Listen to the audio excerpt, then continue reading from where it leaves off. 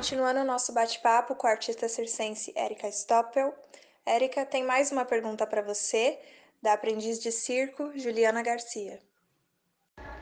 Na história do circo, as mulheres sempre usaram roupas muito curtas e muito justas, roupas que evidenciavam muito seu corpo. Isso pela facilidade que essas roupas davam de movimentação. Mas, para além disso, o corpo da mulher sempre foi visto como um corpo a ser apreciado. E eu queria saber de você, se você já sentiu a diferença entre apreciarem a sua arte, apreciarem os seus anos de técnica, para apreciarem apenas um corpo socialmente ideal. Eu queria saber se você já sentiu isso e que formas você já pensou de mudar isso, como você aborda isso no seu circo. A pergunta sobre a apreciação do corpo no circo é ótima e ela dá pano para manga. Na verdade, o que acontece é o seguinte: o modelo de circo, que chamamos de circo clássico, aquele circo que nasceu no final de 1700 e que se configurou dentro do espaço, né, do picadeiro e que depois trouxe a lona, né, para a volta do picadeiro.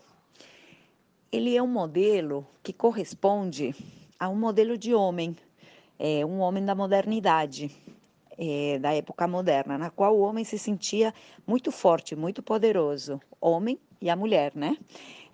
Claro, cada um no seu lugar, de acordo com a filosofia da época, mas creio que os corpos que foram reverenciados, que foram colocados à mostra para serem apreciados, como corpos heróicos, corpos proéticos, corpos belos, fortes, tanto foram o corpo dos homens como o corpo das mulheres.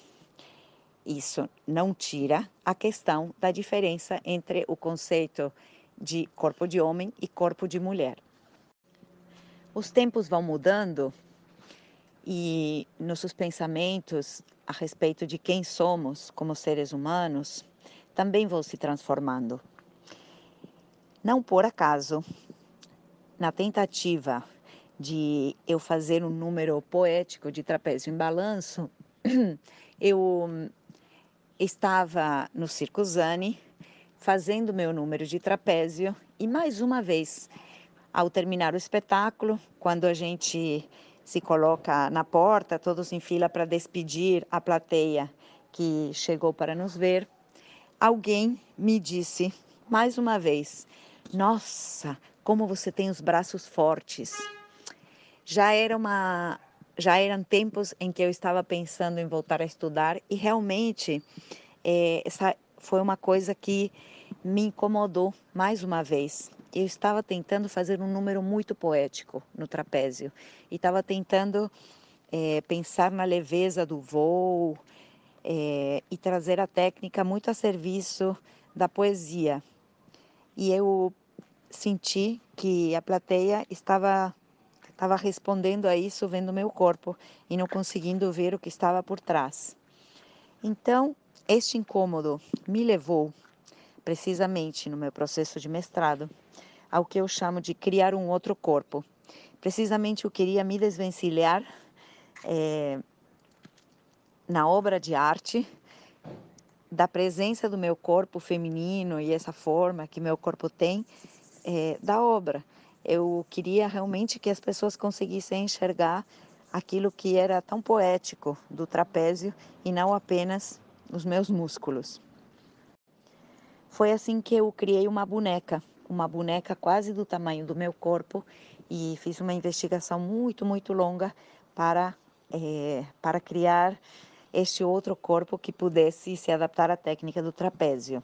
Foi um grande fracasso. Eu devo confessar, a linguagem do teatro de bonecos é diferente da linguagem do circo. E eu realmente não consegui fazer trapézio em balanço com a boneca. Não porque a técnica não conseguisse desenvolvê-la, eu cheguei ao ponto de conseguir fazer truques com minha boneca, mas isso não resultava numa coisa expressiva, porque o boneco ele precisa estar de frente, ele precisa o tempo inteiro se comunicar através do seu olhar, contar de uma maneira determinada o que ele faz, e o trapézio tem outras exigências. Então, você está o tempo inteiro se movimentando, vai para frente, vai para trás, se joga e prende pelos pés. Então a cabeça do boneco, ela fica muitas vezes, a maioria do tempo, na verdade, ela fica escondida. Então a vida do boneco não se estabelece. Isso não quer dizer que eu tenha abandonado a tarefa, pelo contrário, eu criei uma boneca como uma filhota e eu ensinei ela a fazer trapézio, ao ponto de ela ter se independizado de mim. E ela, com um sisteminha de lonjas que eu criei para ela até consegue balançar sozinha. Eu contei esta história e não me parece que seja a única possibilidade, foi o caminho que eu encontrei de investigação naquela época e talvez tenha sido um momento no qual eu quis me libertar até, né, da linguagem do circo, mas curiosamente, eu diria, a Rosa, minha boneca, ela é um aparelho de circo. Ela é praticamente um aparelho porque ela é completamente cheia de truques, adaptada, precisa, tem ganchinho no lugar certo, tem um pegador de um bocal, muito parecido com o tipo de bocal que se utiliza para fazer força dental. Então, ela é adaptada para as necessidades do meu tamanho de corpo, para o que ela vai fazer. Ela tem partes metálicas para poder grudar com ímãs. Ela é cheia de truques. Então, creio que todo o meu conhecimento de ofício, né, de saber que o aparelho e as coisas que a gente faz se fazem de uma maneira muito particular, muito peculiar, como todas as habilidades circenses, me trouxe essa constatação de que, embora eu tenha ido investigar outra linguagem, o meu modo de fazer é o modo de um ser circense. E talvez aqui eu precise dar uma explicação um pouquinho maior a isto que eu chamo de um ser circense, e tem a ver com o que eu pensei durante essa fase da vida investigativa na faculdade, que tem a ver com a que se refere, né, como é que nós, artistas circenses, nos formamos, nos trabalhamos e qual é o nosso fazer. Naquela época, eu pensei uma coisa que me acompanha e que me parece muito importante. Nós, como artistas do circo, nos dedicamos a aprender a fazer e a desenvolver todas as ferramentas como um artesão aprende a mexer com o arame, as pedrinhas, o polimento de pedras, o engarce, né, que é a forma de prender uma pedra, por exemplo, ou então um pintor aprende sobre as tintas, as aquarelas, a utilização da cor, da luz, da sombra. Isso que eu chamo das ferramentas, né, artesanais de um artista, nós circenses desenvolvemos em relação a um determinado fazer muito específico, peculiar, único e diverso. Colocando aqui um exemplo, vamos falar do homem que voa, impulsionado por um canhão, o homem-bala, que sai de um canhão voando, atravessa 15 metros pelo ar e chega, sobrevive e chega a aterrissar numa rede. Essa pessoa, que chamamos o homem-bala, tem um conhecimento que é muito, muito particular em cima desse saber fazer. Provavelmente, outro aparelho, diferente do que ele utiliza, talvez não seja igual ao que ele está acostumado a trabalhar.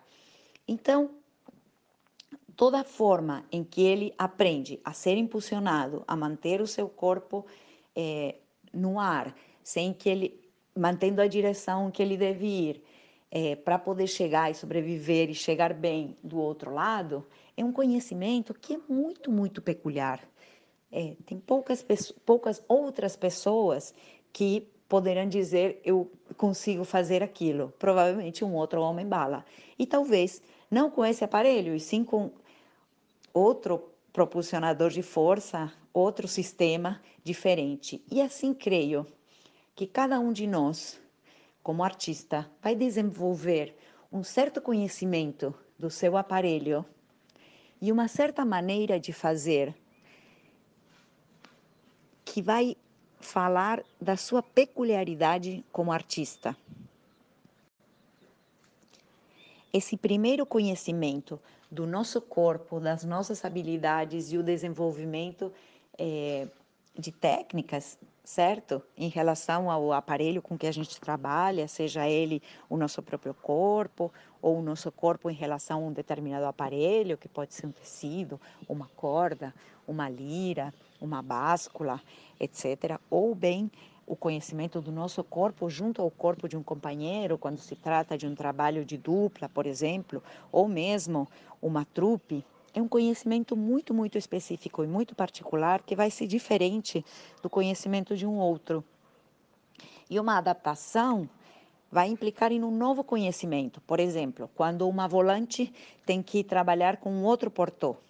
Claro, sua formação vai ser muito bem-vinda, vai lhe servir de base, mas ela vai precisar fazer toda uma adaptação para trabalhar com este novo aparelho, digamos assim, que é uma nova dupla.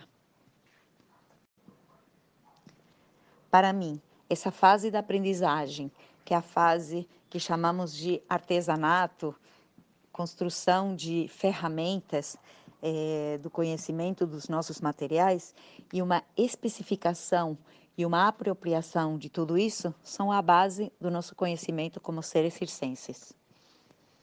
Claro que este conhecimento que vai do conhecimento do nosso corpo, nossas capacidades e tudo que a gente desenvolve, vai implicar no conhecimento de um montão de outros saberes que vêm junto com eles, como são, por exemplo, a construção do nosso aparelho, a montagem dele, muitas vezes a história, muitas vezes o conhecimento de outros artistas que também fizeram seus percursos em aparelhos similares. Toda essa bagagem de conhecimento, para mim, é o que eu diria que é a base da formação de um artista circense.